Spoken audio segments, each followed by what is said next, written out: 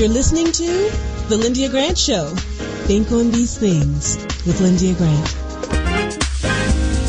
Well, good evening, Radio One listeners. Thank you for tuning in to The Lyndia Grant Show.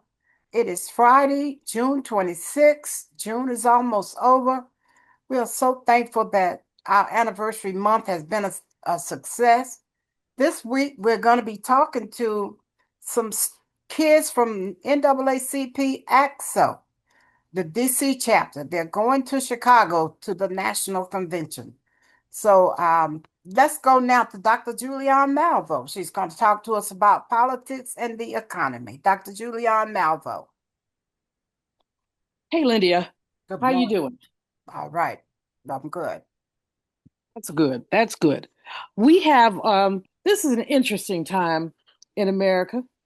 People are preparing for the big blowout celebration that all kind of resources are going into.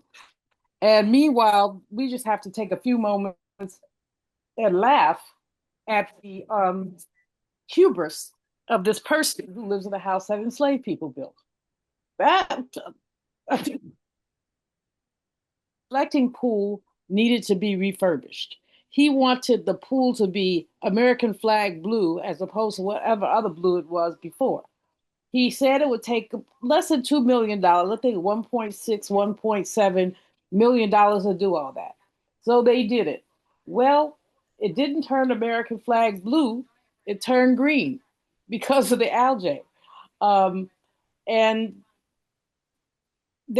fact, they've spent already $14 million. Now, who got the $14 million? The contract went to one of his friends, a guy who's his neighbor at Mar-a-Lago, and who also has made major contributions to the Trump campaign. So he gave one of his boys a contract. It ballooned from less than $2 million to now $14 million. And and the algae is out. So there were two contracts, both to his friends, one to do water treatment, that didn't work, one to refurbish the pool. That didn't work. The paint is peeling from the bottom of the pool. You don't want to laugh because this is our taxpayer money. But, it would be funny if it wasn't pitiful. So there you have that whole situation.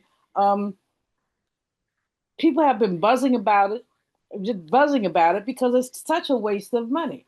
But anyway, that's that situation that, like I said, the late night comedians are having fun with it. The Congress is angry about it, as they should be. And in time for the 250th anniversary, which they're gearing up to celebrate, in time for that, the pool is not likely to be ready. But what is ready for the 250th is that man's name is off the Kennedy Center. Everybody do a happy dance. His name is off the Kennedy Center. They had a tarp covering it up for the longest time. Well, they finally took it down, and his name is off. He's very upset about it, but he's upset about everything. So we really don't care. Now, just briefly on the 250th, Declaration of Independence that all men, I say all people, are created equal, but excluded were the enslaved, the indigenous, so many other people. We shouldn't run away from the anniversary. It's ours too, but we have to look at it from the perspective of Frederick Douglass. What to the slave is the 4th of July. Your freedom is not my freedom. Your justice is not my justice. A mature nation should be able to hold celebration and contradiction at the same time, but instead what they do is erasure, and they try to erase everything. If you think about the reflecting pool, it's right beside the Lincoln Memorial, and the whole purpose of it was to, as you looked at the Lincoln Memorial, reflect. Think about it. We're supposed to reflect. But what can we reflect about now? We can reflect about grift. We can reflect about theft. We can reflect about a narcissist who has basically attempted to take our Constitution apart brick by brick. So what has happened to the reflecting pool with all the damage to it and the green as opposed to blue? What has happened reflects just the I don't even have a word for it, Lyndia, without using profanity, which I know we don't do on Christian radio. But it Mm-hmm. reflects the brokenness of our country to come Yeah. in and spend that kind of money on that. Mm-hmm. One to the economy, the unemployment rate is 4.3. It's more than that for Black people, and certainly more than that for Black women. Um, Instead, hold steady. But why do I mention if it's hold steady?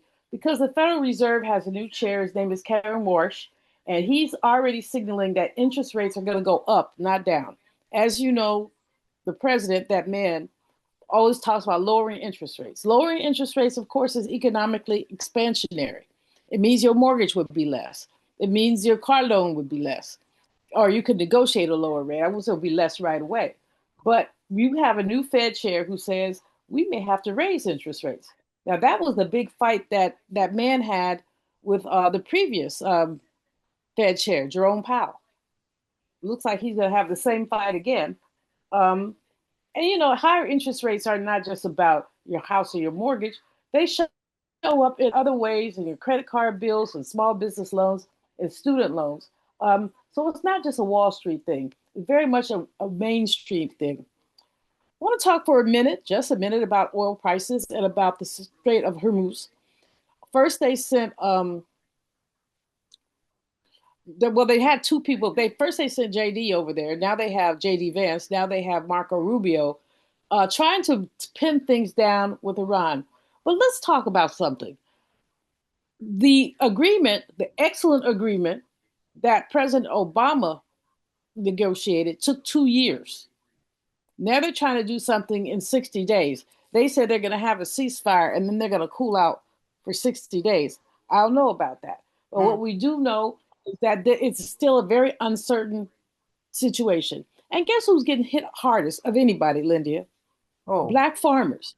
Black Mm-hmm. farmers. Oh my Yeah, goodness. I interviewed John Boyd, head of the Black Farmers Association, earlier this week. He talked about how fertilizer has almost tripled in price. How all that they're he's very, very concerned. They actually had two Black farmers in Virginia um, commit suicide this week. Um, and it's partially a function. They're losing their farm. It's a family farm that's been in their family for 3 generations, and part of it is the rising prices. Wow. Boyd has asked for a moratorium on farm foreclosures because this fertilizer increase doesn't just affect Black farmers, it affects all farmers. But of course, what that man is doing, he is bringing white South African farmers to the United States, helping them, giving them land that could be given to Black farmers who've lost land. Some of this land is coming from foreclosed land from Black farmers. The irony of that is beyond ridiculous. But that, again, this man doesn't care. He does what he feels like doing, when he feels like doing it, how he feels like doing it. And the rest of us either needs to continue to fight, but it's not just fighting, it's resisting and it's staying strong. How many more minutes do I have, Lyndia? About three. I have about 3 minutes. Wonderful. Mm-hmm. Let's also look then for a moment, just for a moment, at the attacks on Black women. It's called misogynoir. Oh, it's horrible. Misogyny is hating women. Misogynoir is hating Black women, and Mm-hmm. it's got a special it's a special kind of hate. Personally, I just got 3 emails from my newsletter. So some devil got my newsletter calling me all out of my name and into my genitalia and all of that. And I don't even know why. But we have to know is we have to ignore that crap, ignore that crap, ignore that crap. We keep seeing these attacks on Black women, and it has to be debilitating, not to us. We old, we strong. But what about to our girls? What do our young women think when they see these attacks on Black women? So we have to make sure that they have something inside them that's so strong that they can ignore this nonsense. They can just walk by because we got, you know, Michelle Obama attacked, but elected officials, journalists, scholars, just Mm-hmm. people speaking the truth. But And Dr. J, let me just ask, is it true that Black women in America are the most educated? Maybe they know that. Is that statistic correct? I've heard that a few times. It is and it isn't. We're proportionately more educated. We're not at absolute numbers more educated. I'll give you those actual numbers the next time we talk because I have them. I just don't have them in front of me. But we are very educated, and this is very challenging to those people who would like to believe. You always hear if you want to hide something from some black people, put it in a book. Yeah, put it in a book so I can find it. Put it in a book so I can find it. Finally, two things this month of June that we need to lift up. One, of course, is Black Music Month. And we enjoy our Black music, every little bit of it, from the hip hop to the gospel, with everyday and the blues and everything in between. Lots of radio stations and others will be celebrating Black Music Month, and I know that WCYB will be as well. But just want to lift it up and just one day, just take a little music out and appreciate the genius of our people. The other month, June, is also Pride Month, when we celebrate our GBLTQIA, gay, lesbian, bisexual, transgender, inquiring.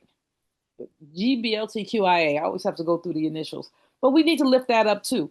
We have homophobia in our community that needs to be addressed, but we also need to celebrate people like James Baldwin, who wrote about his homosexuality. Bayard Rustin, who wasn't really quite able to come out and write, but you know what he did? He organized that March on Washington, never got the credit because people, and could not get a visible role because people were afraid that he would be outed, as a gay person. So we have to, if we want to be our full selves, we have to also be the full selves that accepts others in their full self, which means we have to get over our homophobia and other phobia and open up our arms to our brothers and sisters who happen to be differently oriented. Okay, Dr. Julian, thank you so much for being our guest today. Always. All right, we'll talk to you again next week. Okay, take good care. All right. We'll go to our commercial break and we'll be back in a moment. If it wasn't for my care coach at AmeriHealth, I probably wouldn't be so healthy right now. As a man, we don't get checkups or see a doctor regularly anyways. It's probably just a man thing because none of my partners go either. We know we should, but we just don't, and hope it works out. So what changed for you? AmeriHealth assigned me a care coach, somebody that gives one-on-one help, answer questions, explain things, and help set my appointments. She also helped me understand what having high blood pressure really means and ways to manage it so it doesn't kill me. It ain't nothing to play with. If you're a member of AmeriHealth, ask for a care coach. I'm glad I got mine. At AmeriHealth, if you need a care coach, you can have one. Just call us at 1-877-759-6224 to get connected. 1-877-759-6224. This program is funded in part by the government of the District of Columbia Department of Healthcare Finance. Mayor Muriel Bowser. Washington and former religion columnist Lyndia Grant. Rosa Parks refused to give up her seat on a segregated Montgomery bus. In lectures on brotherhood, Ms. Parks often said, "People always say that I didn't give up my seat because I was tired." But that wasn't true. I was not tired physically. I was not old. I was 42. No, the only tired I was tired of giving in. Driven out of Montgomery by harassment and death threats, Detroit, Michigan became her new home. Rosa Parks will always be remembered as the mother of the civil rights movement. Raised in the AME church, she once said, "I remember finding such comfort and peace while reading the Bible." Read more in the religion column of the Washington Informer, an award-winning African-American newspaper. We don't report crime or gossip, just positive news. Pick up the Washington Informer or visit us online at washingtoninformer.com. Call 202-561-4100 for more information. This is Frank Smith with the African American Civil War Museum in Washington, D.C., located at 1925 Vermont Avenue Northwest on the Green Line. Did you know that a recent study found that children who visit museums do better in school and in life than children who do not? So parents, teachers, and preachers, let's get moving. I promise you, if you bring your children to the African American Civil War Museum, they will be inspired by the images that they see. They will be impressed by our living history reenactors who are always available, and they will be involved in our scavenger hunt that takes them throughout our exhibit. That's the African American Civil War Museum, 1925 Vermont Avenue. Our hours are 10 to 6:30 on weekdays, 12 to 4 on Saturdays and Sundays. See it. Be inspired. And we are back for the second segment of the Lyndia Grant Show here on Spirit 1340 WYCB. We are celebrating 16 years. Last week I accidentally said 17, but it's all good. We've been on here a minute. So we are so grateful to have another dynamic show for you this week. We are to be talking to the AXO kids from the Washington, D.C. chapter of the NAACP. And I'm always pleased to have under the leadership of Alicia Henry and Ruby Lewis. And so I'm going to ask the kids that are on here today to introduce themselves.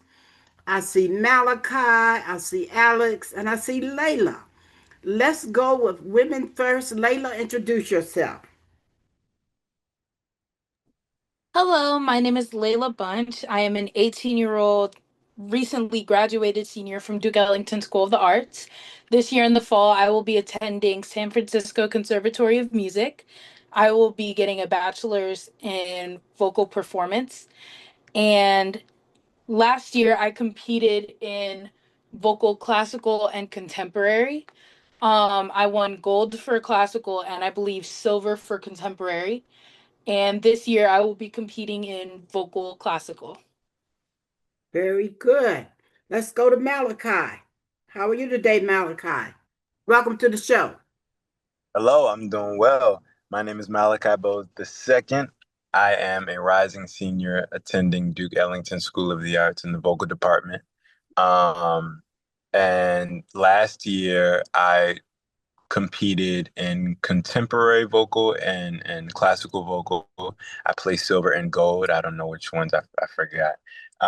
This year I placed silver in classical and placed gold for contemporary music. And I'll be traveling to Chicago to compete in the nationals. Some future plans: I'd like to study psychology and vocal performance in college. And I will be traveling to Tuscany, Italy, to study classical music this summer. Oh, I love it. You got a lot going on there. Thank you. Yes, ma'am. All right, next is Alex. Talk to us, Alex. Hi, my name is Lemonade Dream professionally, but my real name is Alex. I am a junior at Duke Ellington School of the Arts, a rising senior, and I'm in the Cinematic Arts and Media Production program. I am competing in poetry written and spoken word. I am currently acting and dibbling and dabbling in that. And I have a book coming out in the fall. I'll be part of a anthology, and I just perform as a performer, as a spoken word artist. So yeah. All right, very good. Next question is, what is the AXO program and why is that important for you all, for our youth? Alicia, our leader, talk to us, Alicia.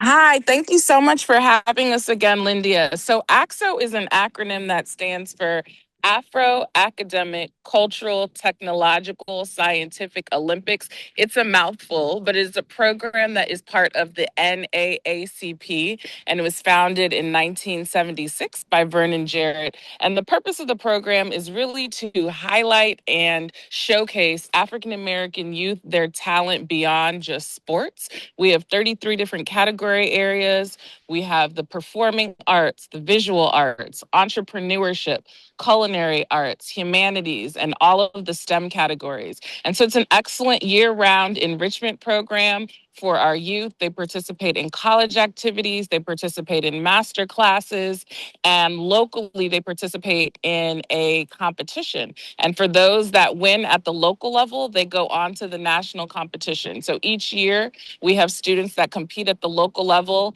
and there's about 100 AXO programs throughout the country, and then they all come together in the summer for the national program. All right, that's exciting. And I was a judge for you all a couple of times, so I enjoyed judging and watching all of the competition. Malachi, tell us where the national competition is going to be this year, and what are you looking forward to when you get there? The national competition this year will be held in Chicago. And what I'm looking forward to, um, this is a new experience.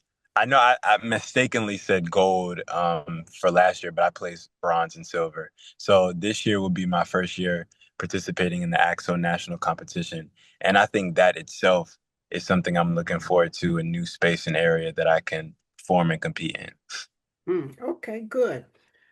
This time you going for the gold. You always go for the top, whether you win it or not. You going in there planning on winning it. Yes, ma'am. All right, Alicia, how do students prepare for the national competition?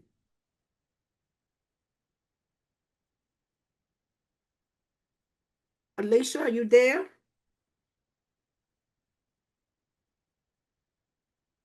Yes, my apologies. So, preparation for the national competition actually happens year round. As I mentioned, we host master classes to really get the students engaged and involved. But after the local competition, the students go through about a 6 to 8 week coaching period. So, they're each paired with an individual coach to really hone in on their individual projects and presentations. And then we also work as a group to build confidence with the students. We work on their individual performances. We also work on speaking, and we work on a number of things to really, really prepare them for the national level. And also in the preparation, we also work on team bonding because we travel as a team. And so it's really important to us that the students get to engage and get to know one another.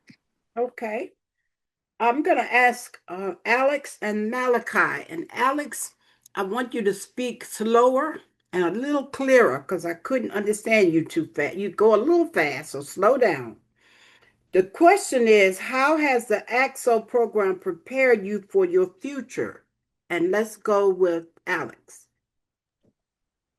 The AXO program has helped prepare me for my future because I feel like being able to compete with not only an AXO, but being able to compete with my team last year, I was able to socialize, and obviously I could do that at school, but being around that group of people, it made me feel more open, outgoing, it made me feel like I wanted to talk more. And I don't really feel like that often. And with that, I was able to actually speak in front of people my age. I sometimes struggle speaking around people my age, and it just was a really beautiful experience. Not only that, but I was able to prepare, like constantly practicing, and it made me feel like I was getting some stuff done, actually working on my craft and helping myself become an artist in a better way.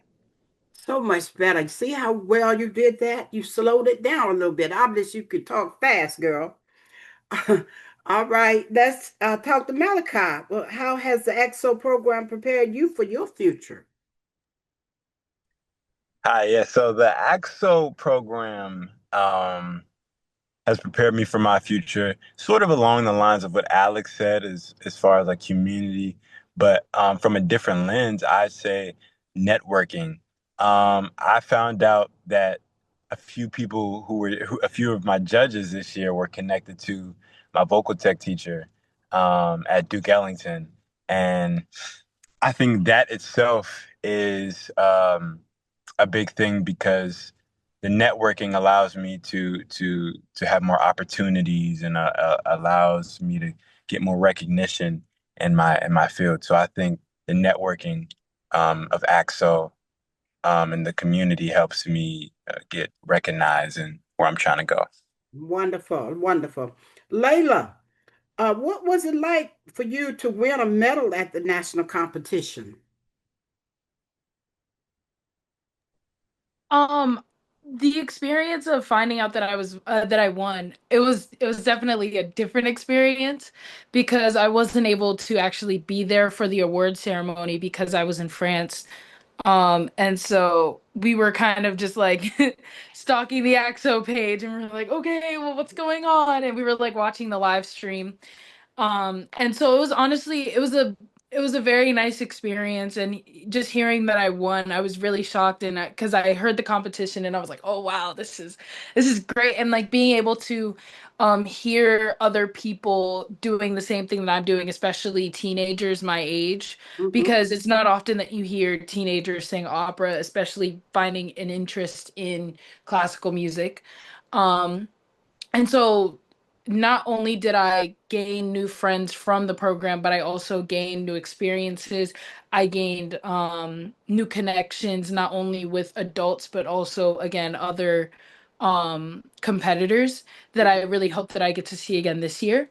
If they didn't graduate, of course. But it was definitely a wonderful experience and it was just absolutely beautiful and it really showed me how much I had improved over my few years of learning opera and perfecting my craft in it. So, All yes. right. I love it. You'll be out next Denise Graves. I'm looking forward to it. Thank you. Yes. How can viewers stay in touch, Alicia? People can follow and support the program. Tell them how they can get in touch with you all. Well, we love our social media, so you can follow us at ACTSODC. That's on Instagram. We post a lot of our updates, our going ons, our performances, etc. And then if you're interested in becoming a coach, a volunteer, a judge, or even helping us with our fundraising goals, you can email us at actso.naacpdc@gmail.com. Very good. Does anyone want to give some closing comments? I just want to say that I used to be a member of the board of directors. I was an officer on your board. So it's been some years ago. I'm 75 years old now, so I'm retired. But it certainly was a privilege and a pleasure working with the NAACP. And that's where I met Ruby Lewis. And I know she's still involved with you all now. Somebody give us closing comments. I know Alicia can give some. Anybody else want to close with anything?